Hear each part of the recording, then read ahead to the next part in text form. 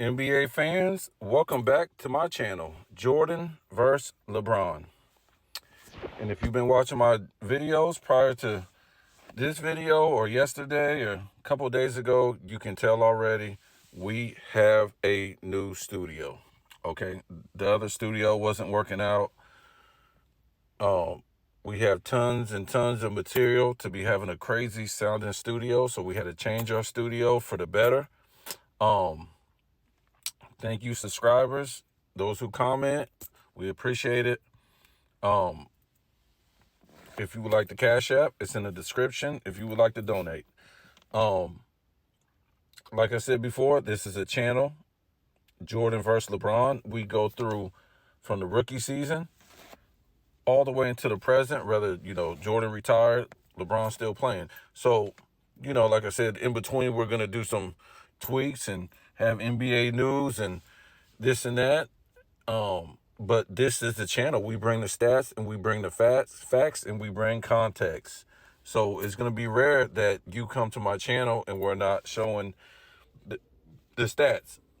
We're not just going to talk and be like, yeah, this happened and this guy's this. We're going to actually bring the stats. I mean, you can't debate. I mean, you can debate it if you want, but we're going to bring you what's in the NBA's history books, okay? And a lot of times they don't want you to know what's in the NBA history books. So let's go ahead and get into this. We're in year 3 right here. LeBron, this is his first year that he made the playoffs. And I think we went over Jordan's first year in the playoffs. In his second year, we're going to be bringing you his third year next. But here we are with LeBron. So we're for LeBron, we're still looking for the guy who exceeded all expectations because he had more hype than anybody that came into the league, like I said in my past videos. So we're going to have to see what he did in the playoffs this year, his first year, because the second year he missed the playoffs with the All-Star teammate. They lost 19 of 31 after the All-Star break. He did make the All-Star team finally. So this year he went and got Larry Hughes. He scored 31 points per game. I mean, he was looking pretty good. And like I said, in the last video when we talked about his third season, I'm kind of up in the air about it because in the 2005 offseason, the league went into a no-touch league. And it's been like that since. So it was no more hand checking or anything like that. Elbows in the back in the post. So, if you go back and look, it's just not a coincidence that Kobe went ape poop when they changed the rules. I mean, I'll talk about that a little bit later, but I don't like, the way Kobe kind of went crazy. He lost a lot of fundamentals because of that. He came out in the 90s. He still was a good skilled player, but he lost a lot of fundamentals because all of a sudden it turned into a no-touch era. So, yeah, LeBron's first year, he was a minus 144 for the year. He won Rookie of the Year, but we're still scratching our heads. How's that possible? If you're a minus 144 for the year, that means you was a liability to your team and you shot 41%, didn't make the All-Star game, got crushed in the offseason in the Olympics that they wouldn't let you play in, that you were so awful. So his first 2 years, we're trying to find out when did he exceed expectations for being the most hyped player ever, because we remember when Magic, Bird, Kareem, Will, Jordan, these players came into the league and they just killed it. All-Star team, won championships, put up these crazy numbers, all this type of stuff. And LeBron has been more hyped than them coming into the league. So he's supposed to exceed what they already did, what they did their first 2 years. And I haven't seen it. So let's look at this third year. LeBron makes the playoffs. So this is against Detroit. They still have Ben Wallace on the team. They're a pretty good defensive team. Not offensively, not so much. Okay, they for years, when they had that team in the early 2000s, nobody on that team broke 20 points per game in a lot of those playoff games. So let's go right here. We're going to go to his first game. He's 22 points, 4 rebounds, 4 assists, 0 steals, 0 blocks, 4 turnovers, 40% from 3, 100% from the free throw line. Now, I guess he was a little shaky in that playoff debut, but man, the man didn't play no defense, I can tell you that. Second game, 30 points, 14 rebounds, 7 assists, 0 steals, 0 blocks, 3 turnovers, 40% field goal percentage, 40% 3, and 75% from the line. Not too bad for second game in his first ever playoffs. Third game, 21 points, 10 rebounds, 10 assists, triple-double, 4 steals, 1 block, shot 50% from the field, 25% from 3, and 100% from the line. So it ain't looking too bad here. So we go to the fourth game, 22 points, 8 rebounds, 9 assists, 2 steals, 2 blocks, but he only shot 34%, which is, everybody has a bad game. 50% from 3. He only shot 2 threes, and 50% from the foul line. That's not going to get it. So he had a bad game in game 4. Game 5, 32 points, 5 rebounds, 5 assists, 2 steals, 1 block, 43% field goal percentage, 25% from 3, 71% from the line. So, wow, that wasn't a good game neither. I mean, based on percentages. You got to base things on percentages, and that's how you can tell. But he didn't have a good game. Game 6, 32 points, 11 rebounds, 5 assists, 1 steal, 1 block, 7 turnovers. Wow. So we just skipped through the turnovers, but he was turning that ball over. Game 4, he turned it over 8 times. 7 turnovers. He shot 40% from the field, 20% from 3, 83% from the line. Game 7, 27 points, 8 rebounds, 2 assists, 1 steal, no blocks, 3 turnovers, 45% from the field.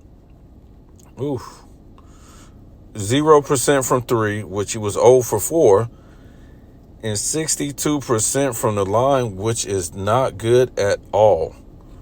Okay, so what's the elephant in the room right here? LeBron and the Cavs, they took a 3-2 lead going back home. Let me give it to you again. LeBron took a 3-2 lead going back home as the most hyped talent coming into the NBA. Exceeded all expectations. Scored, averaged 31 points this season. I'm going to give it to you again. Took a 3-2 lead going back home. So 2 games to go. Game 6, Game 7. So Game 6, he scored 32 points, but he was 8 for 20 from the field. 40% shooting from the field. 20% from 3. 7 turnovers in a -2. This was a closeout game. And this guy melted down like ice. Melted down like ice. You got one more game to go because they couldn't close this out. So they go to Game 7, and now they got to go back to Detroit. LeBron, 27 points. 11 for 24 from the field. 45% field goal percentage. 0% three-point percentage. Because, what was he in there? 0 for 4. 3 turnovers, shot 62% from the line. Oof. Was a minus 18 for the game. So for the LeBron fans that don't know what plus minus means, if you're in the minus, that means you was a liability to your team while you was on the floor in that game, or for the season when he was 144 for the whole season. So he was a liability to his team. So I didn't put all the plus minus up for the whole series because, like I said, I don't think it's fair because they didn't start this stat until 97. So I wasn't going to use it against him on every game like that. Only, to highlight certain games, I was going to do it against him, and that's what I did. So LeBron, in his first ever playoffs after his third season, going into his third season, he makes the playoffs and melts down like ice. I bet nobody knew about 2006. Nobody ever talks about it. Wait until we get down the line. Nobody talks about 2006. Nobody talks about 2008. We only hear about 2007. And we hear about, what do we hear about? We hear about, we hear about 9 and 10. But they want to kind of sweep that under the rug because he didn't have a super team. If if he don't have a super team, then he can't win. That's what they say. So all his glory is with a super team, if you want to look at it that way.